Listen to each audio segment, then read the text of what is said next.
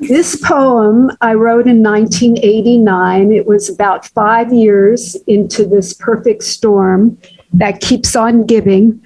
And it is about my experience with the healing journey, this healing journey that we're all on. And it's called, Have You Tried Chiropractic? I used to think I had a little knowledge about healing, just enough to judge myself and judge others. But now I know that I really don't know. I used to think if I could only discover the thought or the repressed emotion that's created this pain, if I only could understand its spiritual dimension and timing, maybe then I could heal. Then I could be freed of pain. So I thought and I thought, I dug and I dug, a true archaeological dig into this lifetime and those past, uncovering layer upon layer, metaphor upon metaphor. Sometimes the pain eased, sometimes it got worse, and sometimes it just stayed the same. I swim, I walk, I do yoga and qigong. At one time, I even did a particular exercise 35 times an hour. That's 570 repetitions a day. I've done acupuncture, massage, Alexander technique and Feldenkrais, osteopathy, homeopathy, chiropractic and allopathy, psychic readings, psychic healings and psychic surgery, body electronics, bioenergetics and biofeedback. I've used TENS, microcurrent and dolphin mind machines, biocircuits, North Pole magnets, and sound and light machines. I've taken vitamins, magic flower drops from England, blue-green algae from Oregon, little brown pills from China, gold pills, real gold pills from India, antioxidants from Hawaii to reduce my free radicals, aspirin, acetaminophen, and anti-inflammatories, and a tiny antidepressant that works on the tiny little pain receptors in my brain. I've taken pills that relax my muscles and pills that claim to relax but made them tight. Lately, I've even taken to drinking hydrogen peroxide. I'm really a blonde on the inside. I've shot Novocaine into my neck, right here, really scary long needle, and ozone into my veins, put oil up my nose and coffee up my rear. I've been covered in oil and baked in a steam box, wrapped in herbs and baked in the sun, covered in chickpea flour and rice and sandalwood powder, and rubbed down with milk and rice and clarified butter. And please, don't even ask how I've changed my diet. I've drawn pictures, done visualizations, and talked to my muscles. I've gone on shamanic journeys to the upper world where I've had worms pulled out of my neck and my head cut off several times. The spirits really want me to lose my head. I've employed my inner healer and worked her over time. Oh, surely something must be healing. I've tried sex. I've tried no sex, opening my heart, closing my heart. I've sung, I've chanted, I've moaned, and I've groaned. I've kept still as a mouse, and I've thrashed about. And you guessed it, sometimes the pain eased, sometimes it got worse, and sometimes it stayed the same. The list goes on from the mundane to the bizarre as I follow the path of my own inner guidance. It's been such a dance of surrender, resist, surrender, resist. Somebody once told me that my illness was like the canary in the coal mine, for as I feel the burning in my body, I feel the burning in the earth. And in all her people, fires of anguish, fires of purification, fires of transformation. It's not just my body that calls for healing. There are months when I feel much better, when it seems like the end is in sight. And I ask, was it the drugs or the prayer? My perseverance or factor X? And as I dance with the pain and the pain dances with me, am I the victim or the victor, or perhaps neither one? And just when I think it's all over, this dance takes another turn, causing me to turn once again to that power greater than myself, yet of myself. As I listen inside, as the years march on, I hear, how can I heal my back? Becoming, how can I heal my life? Probing deeper and deeper into life's mysteries, I find the big questions and the skill to live without answers. More and more I exist within paradox, grateful for the inner smile that keeps me laughing as I stumble towards the light. But not all questions resolve in paradox. There are some things I do know. I know I love the ocean, the sound of water running, lying in the sun and walking all day in the arboretum. I know I love people and plants and all living creatures, especially those magnificent beings called cats.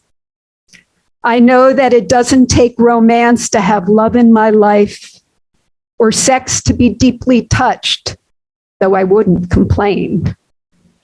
I know I love my friends, for it is they who have had the courage to be with me. As I journeyed in and out of the depths of my despair, sitting so lovingly on the other end of the phone, often my sole lifeline to sanity, holding the light for me, as I ranted and raved and spoke of suicide. With their help, I opened my heart to the pain, thus opening my heart to myself. Making room for the pain as it is, I make room for myself as I am, and discovering that suffering is a choice, and so is happiness. After all, freedom is not necessarily the absence of pain. Thus, I find heaven in the center of hell. I find that what I've called my illness is actually sensations to which I have assigned meaning, as if I knew what an illness was, as if I knew what a body is, as if I knew what anything is. I no longer pretend to understand anything, for it seems that what I do makes all the difference, and it seems that what I do makes no difference at all. All I do know is that the deepest healing available to all of us is learning to accept the unacceptable and embrace the unembraceable with love, with mercy, and with compassion.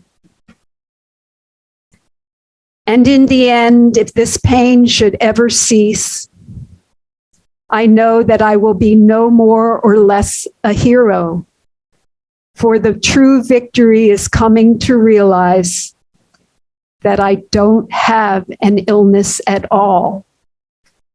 I have this precious moment of life.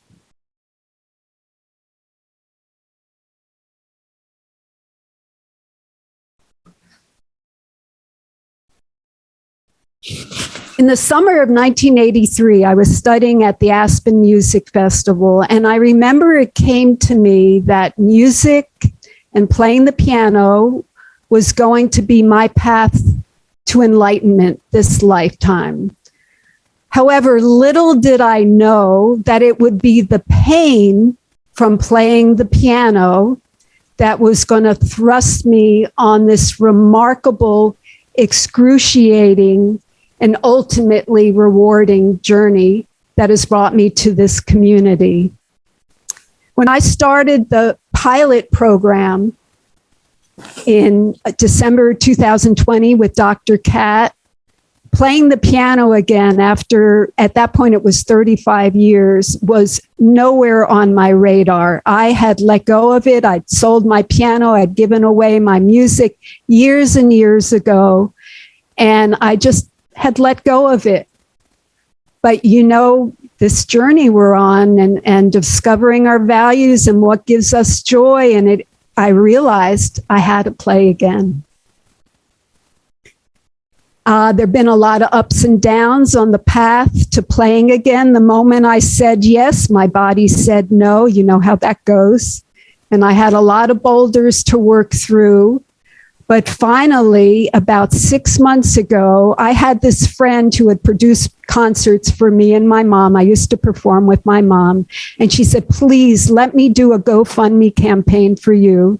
Let's get you a piano again. And finally, at that point, every time I started working on creating the video for the GoFundMe campaign, I started to feel better and better.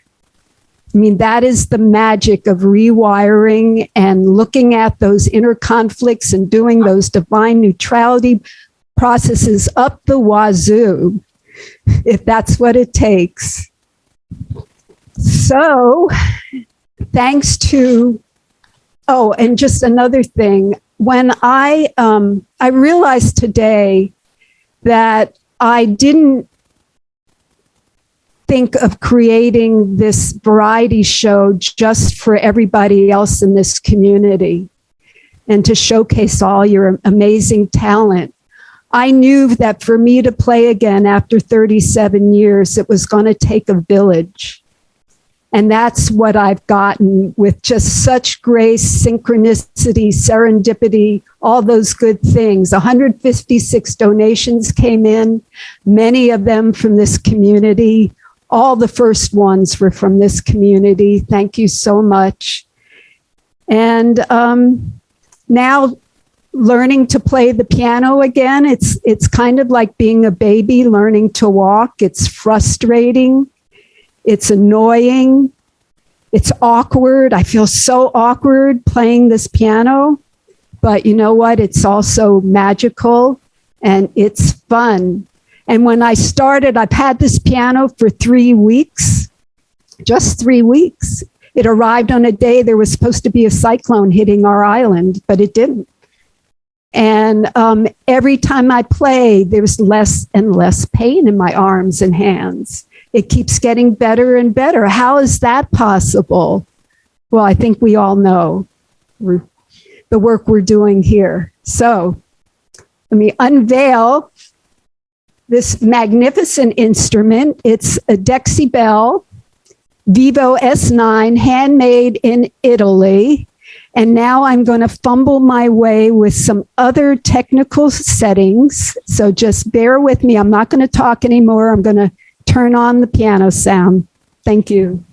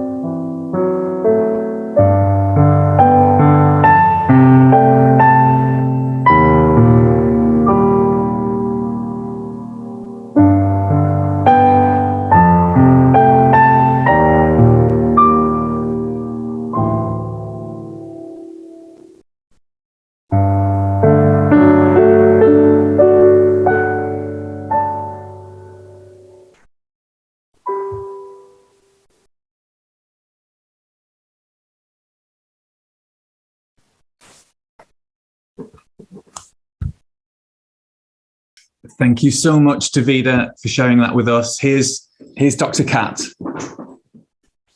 Wow.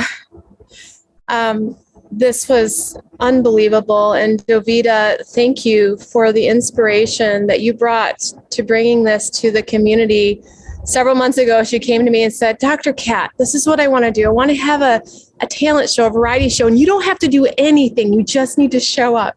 So thank you. I cannot tell you what this experience has been like for me. I'm like, this is why we're doing everything. Like this right here is the living of Primal Trust, where I got to get to know all of you who shared today who you really are. I mean, we're here and we're doing all this rewiring work, but we got to see a little bit more of who we really are.